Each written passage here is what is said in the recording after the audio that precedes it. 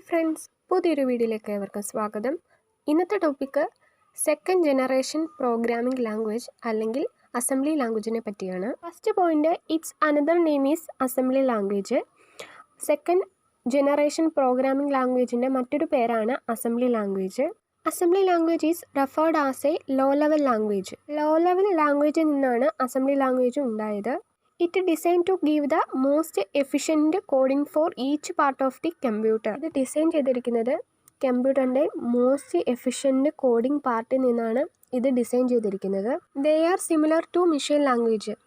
Machine ലാംഗ്വേജിനെ പോലെ തന്നെയാണ് അസംബ്ലി ലാംഗ്വേജും. The programmer to use symbolic name. Symbolic നെയിമൊക്കെ കൊടുക്കാനാണ് അസംബ്ലി ലാംഗ്വേജ് യൂസ് ചെയ്തിരിക്കുന്നത്.